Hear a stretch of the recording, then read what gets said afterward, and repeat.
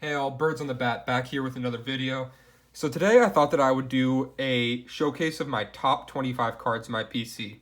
I know a whole lot of YouTubers have done this, and I thought I would kind of take my hand at it. It's not a brag in any way, and there are tons of people out there with much better collections than mine. But this is kind of, an overview of my better cards a year and a half into the hobby. I do have a lot of cards off at PSA being graded, and many that would certainly be in this list. So this list is only going to be my graded cards, so my top 25 graded cards. And obviously it will change quite a bit. I probably will do an update video in about a year and see how it's different. But yeah, nonetheless, let's get going.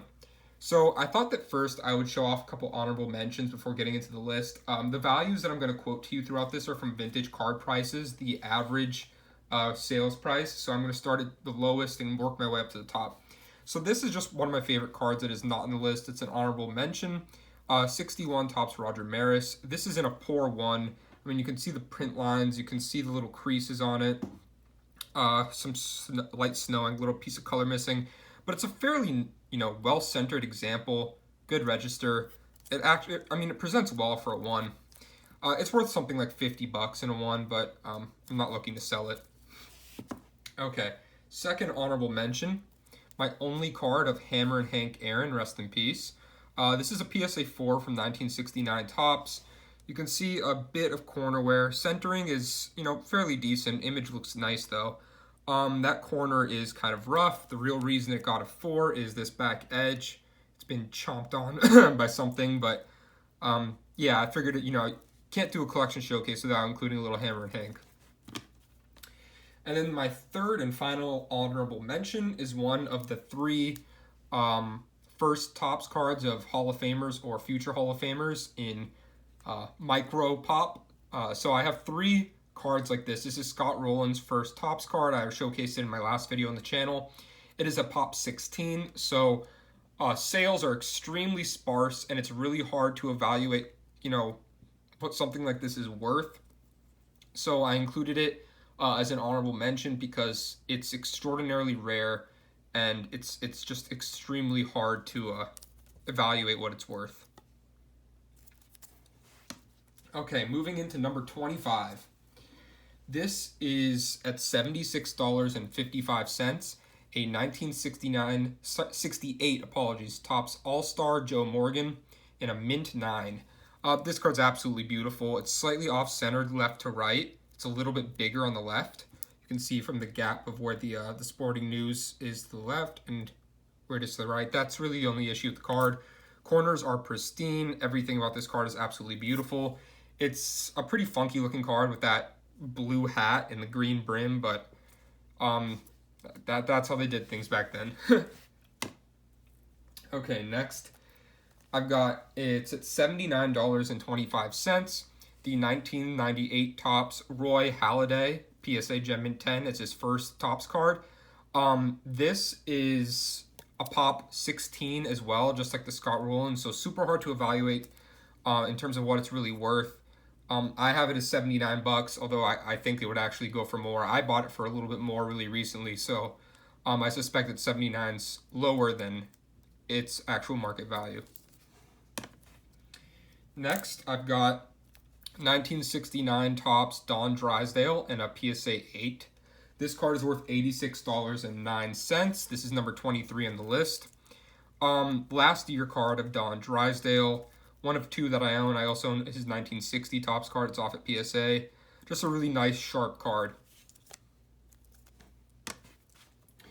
Next, at $93.09, number 22, is the 69 Topps Bob Clemente in a 5.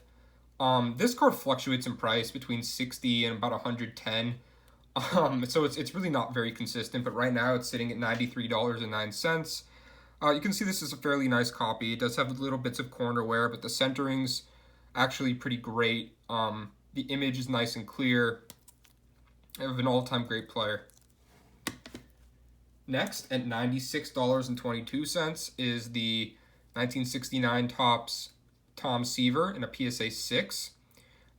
This card does have a little inking stretching down from the top there and over here. It's pretty common for the issue, but it's a absolutely gorgeous image of Tom Terrific in his third year in the bigs. So it's early career, it's solid collector grade, and it goes for just under 100. Okay, now we're moving to number 20 on the list. At $120.44 is the 1969 Topps Dick Butkus in a Nearmint 7. Definitely pretty off-centered, although a very sharp card. Just one of the all-time great defenders in NFL history. Really love the 69 issue. Next, and it feels almost silly in a sense to include these kind of cards on the list, but 2018 Topps Update, Ronny Cuny Jr., PSA Gem Mint 10. This is number 19, sitting at $127.47. There's 18,500 of these things, so not particularly rare, but fantastic young player.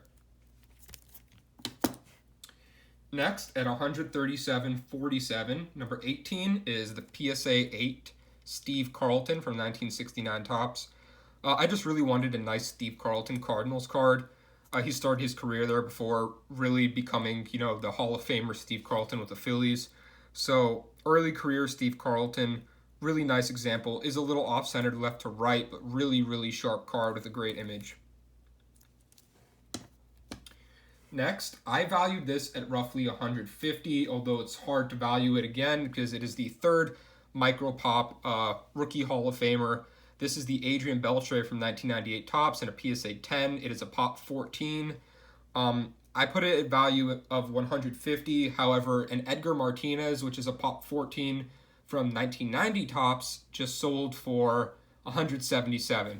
So saying that this is $150, I'm sure is actually shooting quite a bit below what it would get at auction, considering Beltre is a far superior player to Edgar Martinez, but it's hard to say exactly what it would get. It's just like the Halliday and the Roland, it is incredibly rare. Okay, now number 16 at $163.94 is the 69 Topps Gale Sayers in a PSA 7. Pretty off-centered top to bottom, although extraordinarily sharp. Just a nice, good-looking card. The bold colors. And Gale Sayers is only in the league for about 5 years, so he does not have very many cards. Next, at $176.53, and the only pack-pulled card on this list, is the Fernando Tatis Jr. PSA Gem Mint 10 rookie card. Like I said, it's pack-pulled. I have almost nothing into it. Sent it off to PSA, got a 10. Just another really young, great player like Acuna. Of course, tons of these are out there, 14,500 or so. So who knows what it's going to be worth in a few years' time. Then, at number 14, we've got the PSA 8 1969 Topps Willie McCovey, last name in yellow. There's also the last name in white variation, worth more. This is one from my dad's collection. I purchased all the other 69 Topps cards in high grade that you've seen. Just a really sharp, nice example. I'm actually still a little surprised it graded an 8. I personally would have probably graded it a 7, but in an 8, it is worth $186.80. Moving on to number 13, I've got the 1969 Topps Johnny Unitas in a PSA 8. I graded 2 examples of this card. Both of them came back 6s, and I decided that I just wanted a higher graded example for my set. The 2 I graded were really close, pushed over to this left border, so this one's really well centered, and that's what I was looking for. PSA Near Mint to Mint 8. It's kind of interesting. It has that kind of like interior sleeve on this card, and none of the other graded cards I have that, so it's, I guess, kind of random when PSA adds that, but just a gorgeous card. $193.15.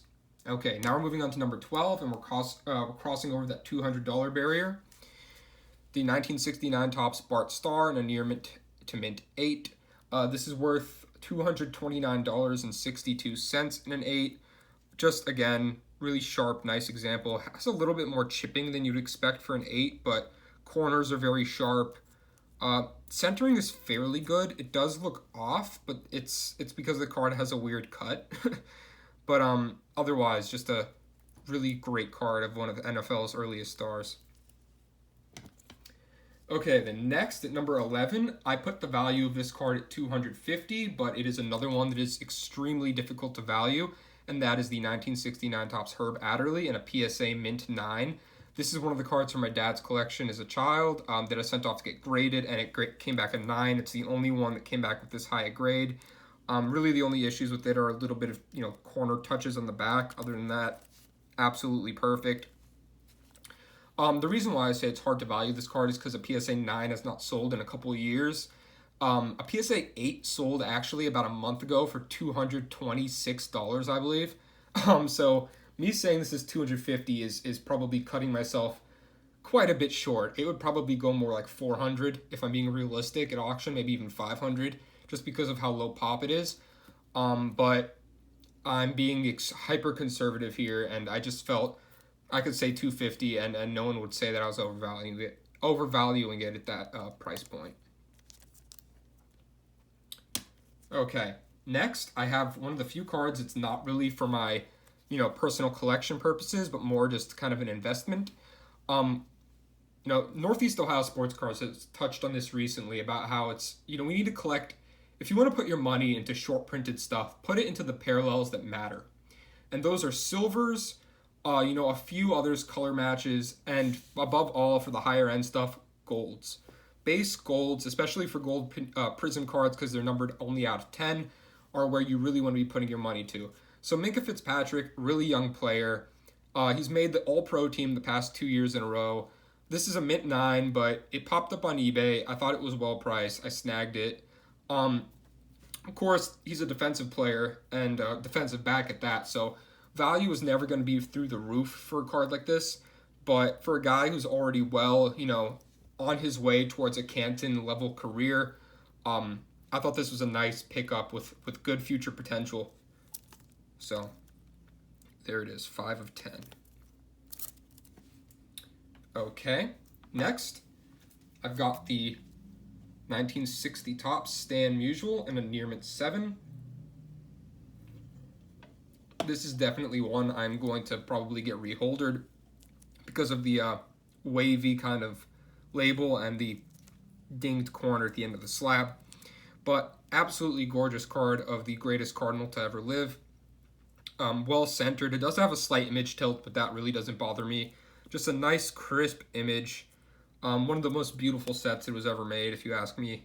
So this card is number 9 and is at roughly $260.56. I will note the Fitzpatrick I did not say the price of. It is at $250. I valued it at about $250, but like some of these other cards, it's really hard to value this because there's so few of them and sales are so sparse. So I said $250. The Stan Musial I'm valuing at $260.56. Okay. Now I move on to number 8. At $266.14, the PSA 4 1969 Topps Nolan Ryan. A nice example. It would probably grade about a 6 if it didn't have this tiny crease you can see here. Tiny wrinkle, rather, below the E. It's a pack-pulled card from my dad's childhood. Just presents really well. Definitely off-center top to bottom, but just a nice card of Nolan Ryan's first solo card. Okay. Now we're moving on to number 7 at $352.12. The 1969 Topps Larry Sancho rookie card in a PSA 8. I did have a second one of these. It had brighter colors, which I kind of preferred, but it was significantly worse centered top to bottom. This one's definitely better centered. There should be a little gap between the text here and the base. The other one didn't really have much of one. So just the only Hall of Fame rookie from that set. It's a PSA 8. Just a nice example. Okay, now we're moving on to number 6. 1969 Topps Joe Namath and PSA 8. You can see compared to the Sanka, much lower in terms of the centering to the bottom of the card, but still snagged an 8 somehow. It is an extremely sharp card, with virtually no chipping on the edges, but it is pretty off-centered. Left to right, it's perfect though. But this card goes for $397.12 in an 8.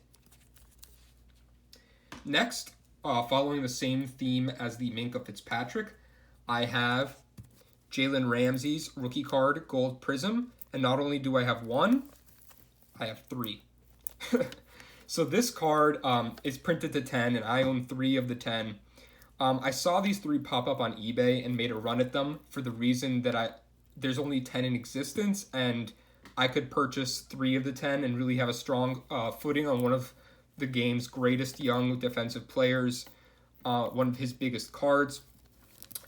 I looked at the PSA and Beckett Pop reports. There are only 3 copies of this card having ever been graded, and these are the 3. So the other 7 have never been graded, and I have no idea where they are. To my knowledge, they never popped up to public market.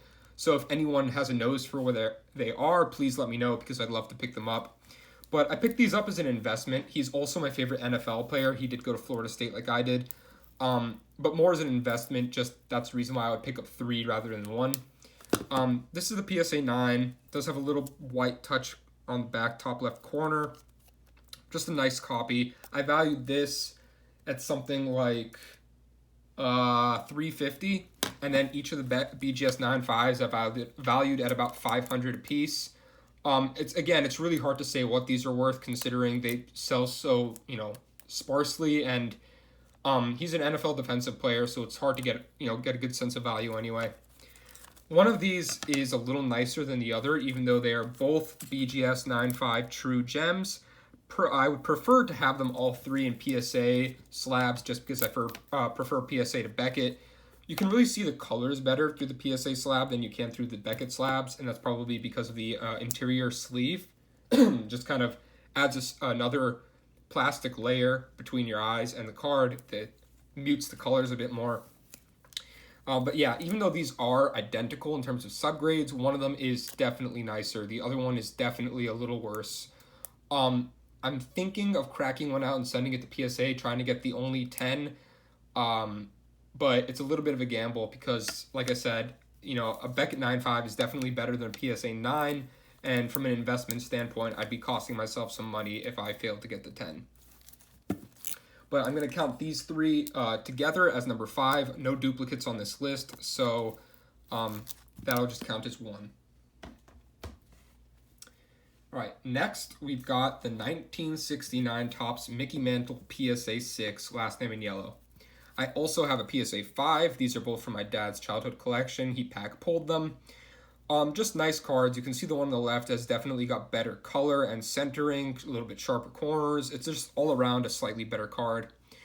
The 5 is worth something like $450. The 6 is worth $544.31. Again, I'm only counting this as 1 slot though, no duplicates. So the PSA 6 takes the slot of number 4 at $544.31. All right, moving on to number 3. At $617.50, we've got the 2004 Topps Yadier Molina rookie card, PSA Gem Mint 10, population 213. Just a really low pop of a really popular player, lock future Hall of Famer at this point. He's my favorite player in any sport, across any sport. So, I just absolutely had to have this card when I started collecting. I think it has really nice potential for the future, more so than a lot of the cards that have shown off thus far, just because with the pop that it's at, it really should be worth more. Then number 2 at $732 is the 1967 Topps Tom Seaver. This in a PSA good too. This card is, pretty clearly really off-centered, beat up corners, has staining on the back, corners really are not pretty, but it's a PSA 2 of one of the game's greatest pitchers, rookie cards. So $732 is what this goes for. And then number 1, by far number 1, at $2,604.25, Pop 227, the Albert Pujols 2001 Topps Traded rookie card in a PSA Gem Mint 10. This card is just absolutely undervalued. One of the game's greatest players ever. PSA 10 of his rookie card, which is a low pop card. Just absolutely beautiful. As a Cardinals fan, what more is there to say? This is an absolute must-have. So, Uh, I don't think that this card's going to be supplanted as number one anytime soon, and it is going to be going straight to the bank in the coming days. Thanks for tuning in. Like I said, I'll probably do an update in about a year's time, and we'll see where my collection sits at that point. If you have any comments, please do leave them below. I love interacting with you all. And yeah, thanks. Have a great day.